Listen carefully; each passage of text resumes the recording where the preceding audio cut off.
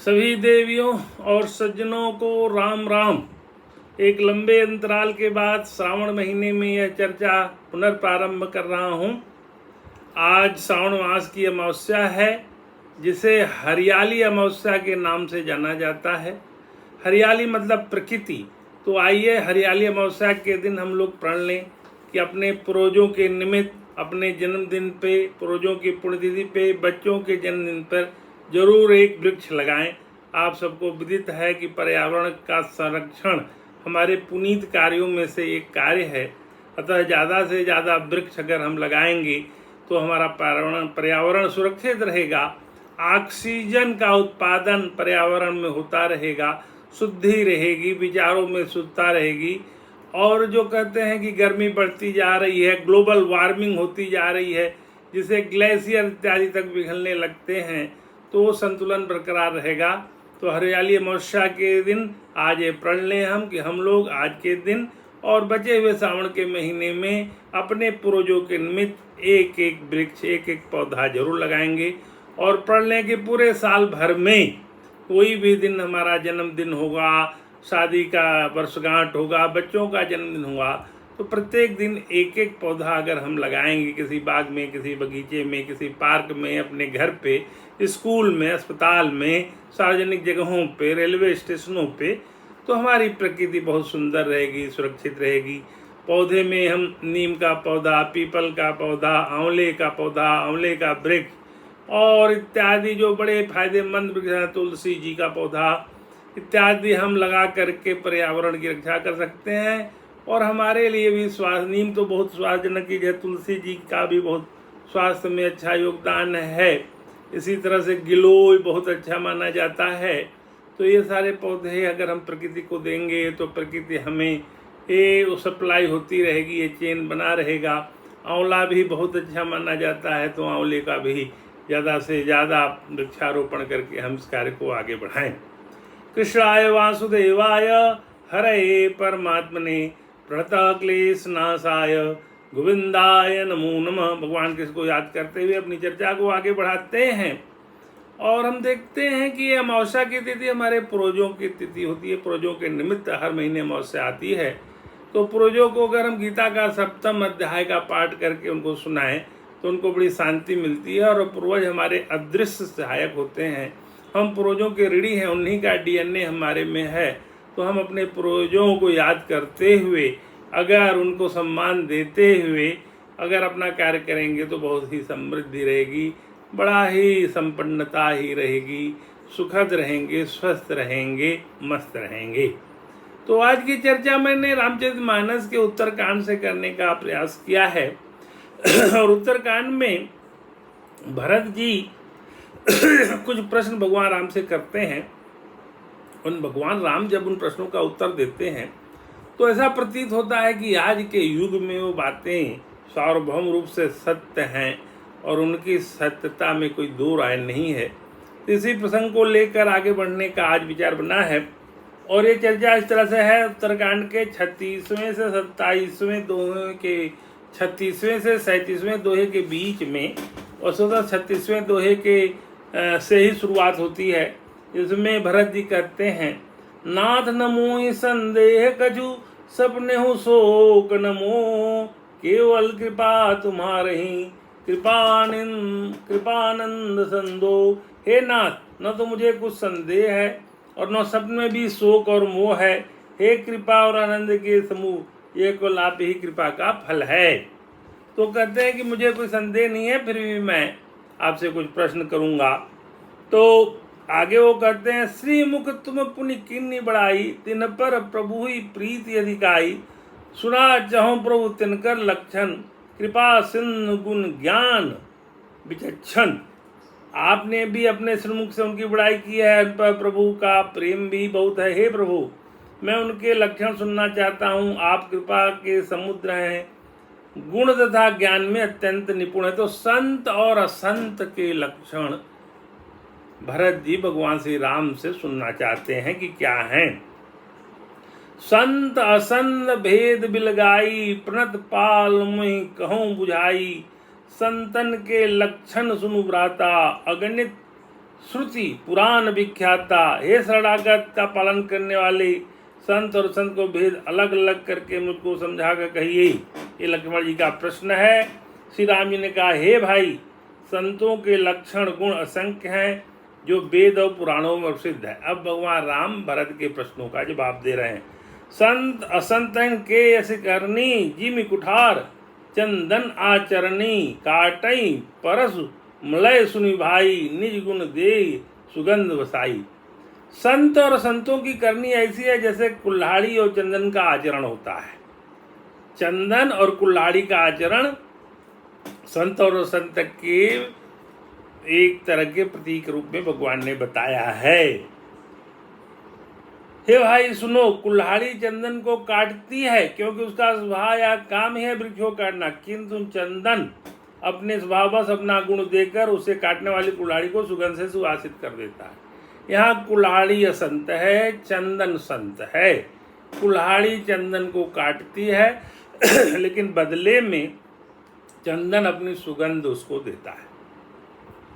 अब इस विषय को बढ़ा करके आज के परिप्रेक्ष्य में देखें तो इस तरह के तमाम संत और असंत के तरह के लोग बैठे हैं और ये हमेशा रहा है कि संत कम होंगे, असंत ज्यादा होंगे। तो संतों और असंतों के बीच में भेद तो है ही, लेकिन बहुत सारे लोग काल नेमि जिमि रामन राहु, उधरे अंत न होई निबाहु, काल नेमि जिमि रामन राहु। तो असंत लोग संत का वेश धारण करके लोगों को भ्रमजाल में फंसा करके अपना उद्देश्य पूर्ति करना, उदर पूर्ति करना, यह स्वभाव बना रहे हैं। कालनेमी नाम का एक राक्षस था जो त्रेता युग में हुआ था, और हनुमान जी जब संजीवनी बूटी लाने जा रहे थे तो साधु का वेश धारण करके उसने हनुमान जी को बाधा पहुंचाने का प्रयास किया। हनुमान जी जान गए ये सारी रचना और उन्होंने उसका वध कर दिया। तो ये काल नेमी रूपी असंत संत का वेश बनाकर बैठा था, इसलिए उसका वध हुआ। रावण एक राक्षसी माया वाला व्यक्ति था, महाप्रतापी था, राजा था, सारी बातें थी, लेकिन सीता जी का हरण करने के लिए वो साधु का वेश धारण करके उस जंगल में, वन में जब वो अकेले थीं तो एक छल कपट का व्यवहार करते हुए वो रावण उनका अपहरण करने के लिए वहाँ गया था। राहु स्वरभानु नाम का एक राक्षस था जो कि अमृत का जब बंटवारा हो रहा था भगवान विष्णु द्वारा, तो एक तरफ देवता लोग बैठे थे, उनको अमृत पिलाया जा रहा था, एक तरफ असुर लोग बैठे थे, उनको अमृत मदिरा पिलाया जा रहा था। स्वरभानु ने इस बात को भांप के सूर्य और चंद्रमा के बीच में आके बैठ गया देवताओं की लाइन में। सूर्य और चंद्रमा ने भगवान विष्णु जो कि इन दोनों सभी को बांट रहे थे, मोहिनी रूप में थे, तो बांट रहे थे, तो उन्होंने इशारा कर दिया। तो विष्णु भगवान ने अपने सुदर्शन चक्र से उसका गला काट दिया। तो स्वरभानु राक्षस के दो रूप हो गए, जो सिर वाला पार्ट था वो राहु बना, जो धड़ वाला पार्ट था वो केतु बना। तो उधरे अंत न होई निबाहु, काल नेमि जिमि रावण राहु। तो उस भगवान तुलसीदास जी ने ये बड़ी सुंदर चौपाई लिखी है। तो लिखा है कि काल नेमि का वध हुआ, रावण का वध हुआ, राहु का भी वध हुआ, स्वरभानु नामक राक्षस राहु केतु बना। तो अगर वेश बदन करे असंत लोग अगर संत का काम करेंगे तो भी वो पहचान में आ जाएंगे और उनका कोई कल्याण नहीं होने वाला है। यह बात वर्तमान परिप्रेक्ष्य में इसलिए सही है कि आजकल अध्यात्म के नाम पे तमाम दुकानें चल रही हैं। मैंने बार बार कहा कि गीता में भी शरणागति है। गीता 18:66 में सर्वधर्मान परित्यज्य मामेकं शरणं व्रज अहं त्वां सर्वपापेभ्यो मोक्षयिष्यामि मा शुच। आगे सुंदरकांड में भी विभीषण की शरणागति हुई और भगवान ने विभीषण को कहा कि सबको छोड़ के मेरे शरण में आ जाओ, मैं जननी जनक बंधु सुत दारा तन धनु भवन सुहृद परिवारा सबके ममता ताग बटोरी मम पदम नहीं बांधि भर डोरी। तो उन्होंने उनकी रक्षा की और आगे भी संदेश दिया कि सबको त्याग करके अगर जो अपने मन को मेरे चरणों में लगा देता है तो मैं उसकी रक्षा करता हूँ। और गीता में जो 700 श्लोक हैं वो इसी बात का है कि भगवान की शरणागति में जो जीव गया उसका कल्याण हो जाएगा। तो ये जन्म जन्म का जो हम बंधन लेके घूम रहे हैं, पुनरपि जन्मम पुनरपि मरणम पुनरपि जनरी जठरे शयनम भज गोविंदम भज गोविंदम भज गोविंदम मूढ़मते। तो बार बार जो जन्म लेते हैं, माता के गर्भ में आते हैं और माया के वशीभूत होकर के फिर हम वही कार्य करने लगते हैं। दैवी है सा गुणमयी मम माया दुरत्या मामे वे प्रपद्यन्ते माया में तांग तरंते। गीता 7:14। तो भगवान ने ही कहा है गीता में कि ये मेरी माया बड़ी दुरत्य है, बड़ी दुस्तर है, बड़ी कठिन है, बहुत कठिन है इस पे विजय पाना। लेकिन जो मेरी शरणागति में आ जाते हैं मैं उनकी रक्षा कर लेता हूँ, वे भवसागर से तर जाते हैं। तो संतों और संतों के बीच का जो संवाद चला था भरत जी के और भगवान श्री राम के बीच में, उसका उत्कर्ष जब आगे बढ़ता है तो आगे बड़ी जो बातें की गई हैं वो कलयुग में अकाट्य सत्य हैं। आज से 400 वर्ष पूर्व तुलसी बाबा ने रामचरितमानस की रचना की, उसमें वो सारी बातें जो आज घटित हो रही हैं उसका उन्होंने वर्णन कर दिया। अब 38वें दोहे में उसकी थोड़ी सी वानगी, थोड़ी सी छटा देखते हैं। निंदा स्तुति उभय सम ममता मम पदकंज ते सज्जन मम प्राण प्रिय गुण मंदिर सुखपुंज। जिन्हें निंदा और स्तुति दोनों समान है और मेरे चरण कमलों में जिनकी ममता है वो गुणों के धाम और सुख की राशि संजन मुझे प्राणों के समान प्रिय हैं। किसी भी संत का अगर आप निंदा करें चाहे स्तुति करें, उस पे अगर कोई फर्क नहीं पड़ता तो वो कहते हैं कि वो संतजन मेरे को प्राण प्रिय जैसा लगता है। तो गीता में भी 12वें अध्याय में 13वें और 14वें श्लोक में यही बात विस्तार से इसी तरह कही गई है और उसको यहाँ देख लेना बड़ा ही समीचीन होगा। तो मैं उस श्लोक को पढ़ देना चाहूँगा ताकि आप लोगों को अच्छे ढंग से वो बात क्लियर हो जाए। 13वां 14वां श्लोक अध्याय 12 का। अद्वेष्टा सर्वभूतानां मैत्र करुण एव च निर्ममो निरहंकारो सम दुख सुख चमी सतुष्ट सत्संग योगी यथात्मा दृढ़ निश्चय मर पुत मनोबुद्धयो मद्भक्त स मे प्रिय। भगवान यहाँ कहते हैं अर्जुन से, सब प्राणियों में देश भाव से रहित, मित्र भाव वाला था, दयालु भी और ममता रहित, अहंकार रहित, सुख दुख की प्रार्थना सम, क्षमाशील, निरंतर संतुष्ट, योगी, शरीर को बस में किए हुए, दृढ़ निश्चय वाला, मुझ में अर्पित मन बुद्धि वाला जो मेरा भक्त है वो मुझको प्रिय है। इस चर्चा को अध्याय 12 में अगर देखेंगे तो और आगे बड़े विस्तार से उन्होंने उसको समझाया है। सम शत्रु च मित्र च तथा मान अपमानयो शिस्तोष्ण सुख दुखेसी सम संग वर्जित। जो शत्रु और मित्र में तथा मान अपमान में सम रहता है, शीतोष्ण में तथा सुख दुख में जो सम है एवं आसक्ति रहित है, जो निंदा स्थिति को समान समझने वाला, मननशील, जिस किसी प्रकार से शरीर के निर्वाह होने न होने में संतुष्ट, रहने के स्थान तथा शरीर में ममता आसक्ति से रहित और स्थिर बुद्धि वाला है, वो भक्त मुझको, वो भक्तवान मनुष्य मुझको अति प्रिय है। वही बात यहाँ पे भगवान ने 38वें दोहे में उत्तरकांड के भरत से कही। अब उन्होंने आगे विस्तार से इस चर्चा को जब आगे बढ़ाया, सुनाऊं वसंतन के रसुभाऊ भेलऊं संगति करियन गाऊ तिनकर संग सदा दुखदाई जिमि कपि लही गालही हरहाई। अब असंतों का स्वभाव सुनो, कभी भूल कर भी उनकी संगति नहीं करना चाहिए। असंतों की संगति भूल कर नहीं करना चाहिए। उनका संग सदा दुख देने वाला होता है। जैसे दुरी जात की गाय कपिला सीधी दूधार गाय को अपने संग से नष्ट कर देती है। तो उन्होंने उदाहरण भी दिया कि जो कपिला गाय है वो अगर दूरी जात की गाय को अपनी असंग से नष्ट हो जाती है कपिला गाय भी। खलन हृदय यदि ताप विषय की जरही सदा पर संपत्ति देगी। यह कजु निंदा सुनहि पराई हर्षहि मनहि परिनिधि पाई। दुष्टों के हृदय में बहुत संताप रहता है, वे पराई संपत्ति देकर सदा जलते रहते हैं। वे जहाँ कहीं दूसरे की निंदा सुन पाते हैं वहाँ ऐसे हर्ष होते हैं मानो रास्ते में उनको खजाना मिल गया। दुष्ट लोग किसी की संपत्ति को देखकर सुखी नहीं होते और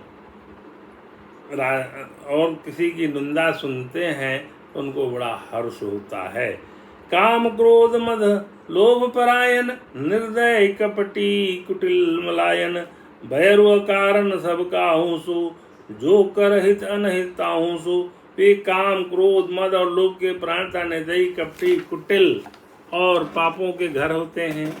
वे बिना ही कारण सब किसी से बैर किया करते हैं। जो भलाई करता है उनके साथ भी बुराई करते हैं। दुष्टों का स्वभाव कलयुग में ऐसा है कि जो भलाई करता है वो उसके साथ भी बुराई करते हैं। तो भलाई करने का तो छोड़िए, वो बुराई भी करते हैं अगर आपने उनकी भलाई की होगी। तो ये दुष्टों का स्वभाव कलयुग में है। तो उपकार की जगह उसका अपकार करते हैं। आपने उनका उपकार किया तो आपका वो अपकार करते हैं। इस तरह दुष्टों का स्वभाव होता है जो कि कलयुग में परिलक्षित होता है। इसको भगवान श्री राम अपने श्री मुख से भरत जी को बताते हैं। झूठ लेना झूठ देना, झूठ भोजन झूठ चवेना। बोल ही मधुर बचन जिमि मोरा, खाई महा अति हृदय कटोरा। उनका झूठा ही लेना झूठा ही देना होता है, झूठा ही भोजन होता है, झूठा ही चबेना होता है। इस तरह से इस बात को उन्होंने समझाया है कि वे ले देने के व्यवहार में झूठ का आश्रय लेकर दूसरों का हक मार लेते हैं, झूठी डिंगहागा करते हैं। हमने लाखों रुपए ले लिए, करोड़ों को दान कर दिया, इस प्रकार खाते हैं। चने की रोटी कहते हैं कि आज खूब माल खा कर आए, अथवा चबेना चबा कर जाते हैं, कहते हैं कि मैं बढ़िया भोजन से वैराग्य इत्यादि। मतलब यह है कि वे सभी बातों में झूठ ही बोला करते हैं। जैसे मोर बहुत मीठा बोलता है परंतु उसका हृदय ऐसा कठोर होता है कि वह महान विषैले सांपों को भी खा जाता है, वैसे ये भी ऊपर से मीठे वचन बोलते हैं परंतु हृदय के बड़े ही निर्दयी होते हैं। दुष्ट लोगों के बारे में विस्तार से भगवान प्रभु श्री राम ने अपने भ्राता अनुज भरत जी को ये समझाया है। अब इसको वर्तमान परिप्रेक्ष्य में आप फिट करके देख लीजिए कि क्या ऐसे लोग आपके समाज में हैं, आपके इर्द गिर्द हैं, तो क्या वो आपका भला चाह रहे हैं कि नहीं, आपके प्रति उनके मन में क्या भाव है। उनके व्यवहार से आपको बड़ी अच्छी तरह परिलक्षित हो जाएगा। आगे 39वां दोहा। पर द्रोही पर दाररथ, पर धन पर अपवाद। ते नर पावर पापमय, देह धरे मनुजात। वे दूसरों से द्रोह करते हैं, पराई स्त्री पराय धन तथा पराई निंदा में आसक्त रहते हैं। वे पामर और पाप मनुष्य नर शरीर धारण किए हुए राक्षस ही हैं। इस नर रूपी शरीर में राक्षस होते हैं। पर धन पर स्त्री तथा निंदा में आसक्त हुए ये दुष्ट जन हमेशा समाज में विसंगति पैदा करते हैं।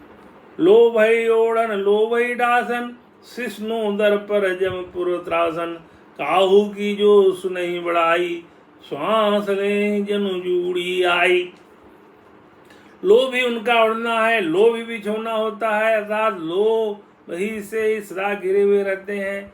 वो पशुओं के समान आहार, मैथुर के समान प्राण होते हैं। उन्हें यमपुर का भय नहीं लगता। यदि किसी की बड़ाई सुन जाते हैं तो ऐसी दुख भरी सांस लेते हैं मानो उन्हें जूड़ी आ गई हो, उनको बुखार आ गया हो। अगर किसी की बड़ाई सुनते हैं तो ऐसा लंबा सांस लेंगे कि जैसे उनको जो है बुखार आ गया हो। जब काहू के देखें वृत्ति, सुखी भय मानहु जग नृपति। स्वार्थ रथ परिवार विरोधी, लंपट काम लोभ यदि क्रोधी। और जब किसी की विपत्ति देखते तब ऐसे सुखी होते हैं मानो जगत भर के राजा हो गए हों। किसी की विपत्ति में देखकर ऐसे लोग बड़े खुश होते हैं। वे स्वार्थ परायण, परिवार वालों के विरोधी, काम और लोभ के कारण लंपट और अत्यंत क्रोधी होते हैं। ये दुष्टों का स्वभाव भगवान श्री राम ने अपने श्रीमुख से उत्तरकांड में भरत जी को समझाया है। माता पिता गुरु पिंडमा नहीं, आप गए रुघाल नहीं, करही मोह बस हो परावा, संग संग करी कथा न भावा। वे माता पिता गुरु और ब्राह्मण किसी को नहीं मानते। आप तो नष्ट ही रहते हैं, साथ ही अपने संग से दूसरों को भी नष्ट करते हैं। मोह दूसरों से द्रोह करते हैं। उन्हें न संतों का संग अच्छा लगता है, न भगवान के कथा की ही सुहाती है। आगे भगवान बताते हैं, अगुण सिंधु मंदमति कामी, वेद विदूषक पर धन स्वामी, विप्रद्रोह पर द्रोह विशेखा, दम्भ कपट जिय धरे सुबेसा। वे अगुणों के समुद्र मंद बुद्धि कामी, वेदों के निंदा कर जबरदस्ती पराय धन के स्वामी होते हैं। वे दूसरों से द्रोह तो करते ही हैं, परंतु ब्राह्मण द्रोह विशेषता से करते हैं। उनके हृदय में दम्भ और कपट भरा रहता है, परंतु वे ऊपर सुंदर वेश धारण किए रहते, तो दम्भी होती हैं, कपटी होते हैं। अब आगे 40वें दोहे में इसको समराइज करते हुए तुलसीदास जी लिखते हैं भगवान के सुमुख से की बात। ऐसे अधम मनुज खल कृतयुग त्रेतानाय, द्वापर कछुक वृंद बहु होय कलयुग माय। ऐसे नीच और दुष्मनु सतयुग और त्रेता में नहीं होते, द्वापर में थोड़े से होंगे और कलयुग में तो इनके झुंड के झुंड बहुतायत में होते हैं। तो इस तरह के दुष्ट जन कलयुग में बहुतायत में पाए जाते हैं। अब हम लोग कलयुग में ही जन्मे हैं, तो हमें तो इनसे जूझना ही पड़ेगा। कलयुग केवल नाम धारा, सुमिरी सुमेरी नर उतर ही पारा। तो कलयुग में हमें नाम का आधार है, और भगवान का शरण में रह करके उनके नाम का आधार करके हम पार उतर सकते हैं, अगर हम भगवान की शरणागति में रहे। नहीं तो कलयुग बड़े विकराल रूप में व्याप्त है और लोगों को खा रहा है। काल के गाल में लोग जा रहे हैं और दिन रात अनाचरण में लिप्त हैं। जो कुछ इसमें लिखा हुआ है वो सत्य प्रतीत होता है, और दुष्टों के बीच में ही हम लोग रह के अपना जीवन यापन कर रहे हैं। तो आइए, श्री कृष्ण गोविंद हरे मुरारे, हे नाथ नारायण वासुदेवा, वसुदेव सुतं देवं कंस चाणूरमर्दनम, देवकी परमानंदम कृष्णं वंदे जगद्गुरु। सर्वे भवन्तु सुखिनः, सर्वे सन्तु निरामया, सर्वे भद्राणि पश्यन्तु, मा कश्चित् दुःखभाग् भवेत्। तो श्रावण मास की अमावस्या का दिन था, जो हरियाली अमावस्या का दिन है। आज प्रकृति की पूजा कीजिए और प्रकृति के साथ सामंजस्य बैठाइए, और श्रावण महीने में बचे हुए शिव भक्ति में लीन रहिए। बड़ा ही सुंदर श्रावण का महीना चल रहा है। आप लोगों को पुनः श्रावण मास की बहुत बहुत शुभकामनाएं। हरियाली अमावस्या के दिन पितरों को भी याद करिए, उनके स्मृति में वृक्ष लगाइए। वृक्ष ही हमारे जीवन है, आने वाले जीवन को अच्छे करते हैं, फल भी देते हैं, छाया भी देते हैं, ऑक्सीजन भी देते हैं, वो कुछ देते हैं। वृक्ष कबहु नहीं फल बके, नदी न संचय नीर, परमारथ के कारणे साधुन धरा शरीर। वृक्ष अपना फल नहीं खाता, नदी जल केवल अपने लिए इस्तेमाल नहीं करती। इस तरह से सज्जन स्वभाव के लोग परमार्थ में लीन रहते हैं, परमार्थ का कार्य करते रहें। आज की चर्चा को यहीं समाप्त करते हैं। नमस्कार, फिर मिलेंगे अगली चर्चा के साथ।